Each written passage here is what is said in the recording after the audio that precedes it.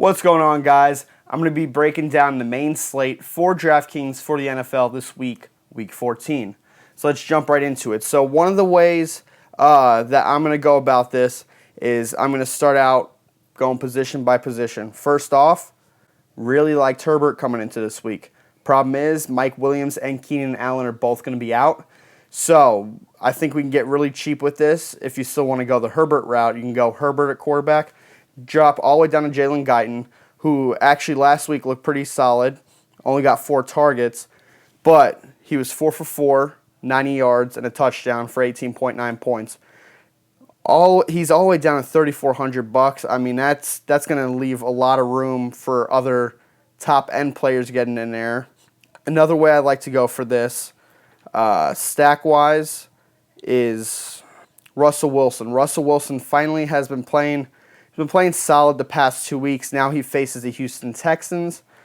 It's going to be a little bit more pricey, but if you get Russell Wilson in there with a player like Tyler Lockett, $6,700 for Lockett, $6,600 for Wilson, got about $5,200 per player remaining and $36,700 overall.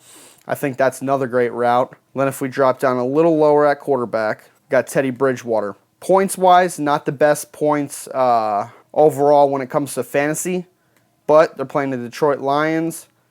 You can pair him up with Judy. That's pretty cheap right there if you're looking to go value route and spend up elsewhere. It's $5,700 for Bridgewater, $5,600 for Jerry Judy. Puts you at $5,500 per player left and $38,700 overall. I think that's another great route. Now, let's jump into running backs. Eckler has, as what they would say, some bumps and bruises coming into this week.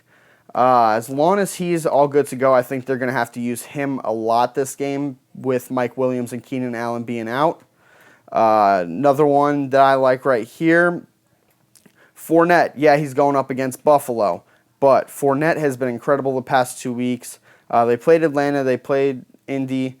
Had 22 against Atlanta. He had 47 against Indy. I think Fournette is really, really trending up. Probably going to be popular, but I think he's still a solid option.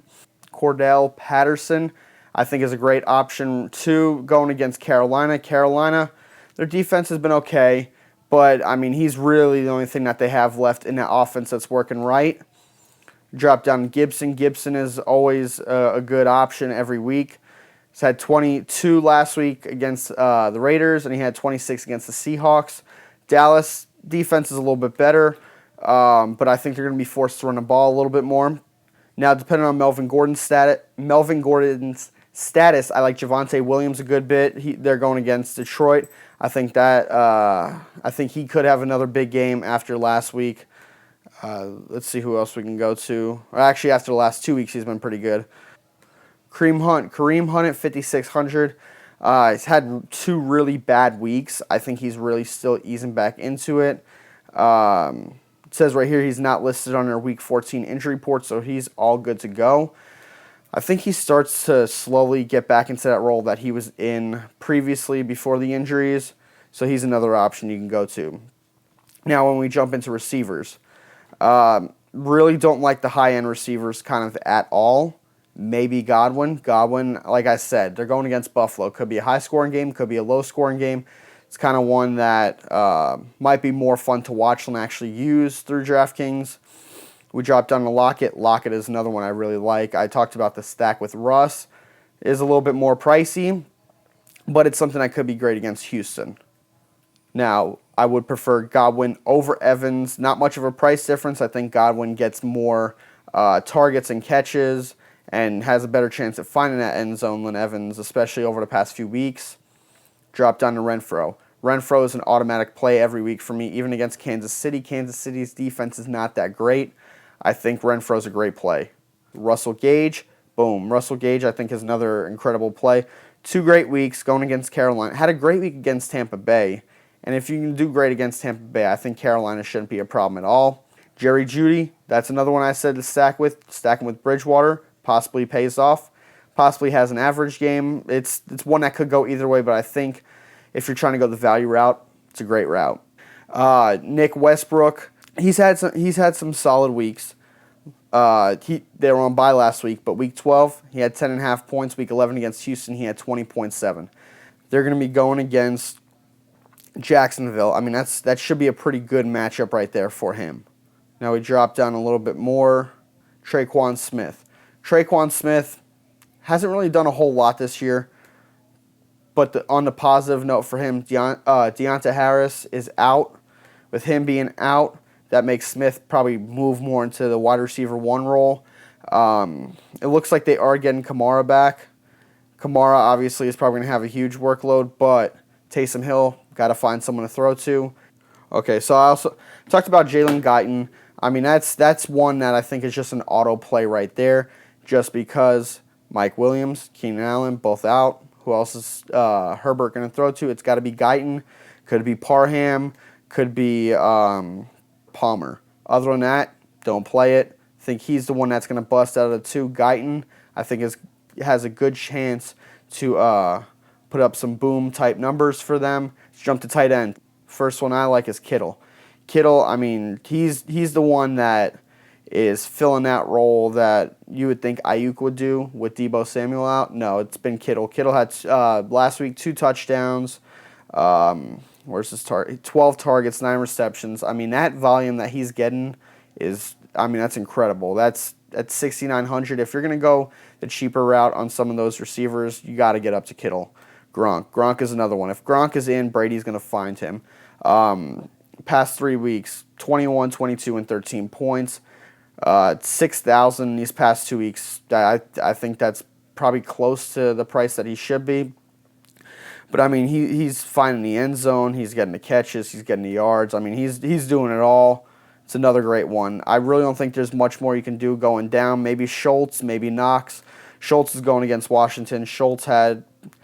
He's got your average tight end points the past few weeks that you would think. 5,400 is probably a little overpriced. You drop down to Dawson Knox. Dawson Knox going against Tampa. Depending on how Tampa's defense is, I think they might have to go with a little bit shorter routes and going with the long ball. Knox, 3.4 this past week, but the 2 weeks before, 18 and 14. I mean, that's for $5,000, that's pretty solid. And then one I really like, I got to find his name real quick, Washington. Okay, so Logan Thomas is on IR. He's out for the season. Ricky Seals-Jones, he's limited at practice. If he plays, he's a solid option. If he doesn't, you go down to John Bates. John Bates is $3,000. John Bates last week had 7.2 points, 3 receptions, 4 targets, 42 yards. If those two, obviously Thomas is out, but if Ricky Seals-Jones is out, John Bates is a great play. I mean, he's a punt play, but he's a punt play that has a good amount of upside in the passing game. Heineke seems to like him, and if he's their only true tight end in there, I mean, that's a great play right there. Then we jump to defense. One of the defenses I really, really like, obvious play, the Seahawks playing Houston. Houston looks awful. Houston's not even sure who their quarterback is this week. Could be Tyrod, could be Davis Mills, whichever one, probably not going to do well. Seahawks, that's a great D right there. Another one I kind of was leaning towards was New Orleans. I love my Jets. New Orleans defense has been pretty solid overall this season. So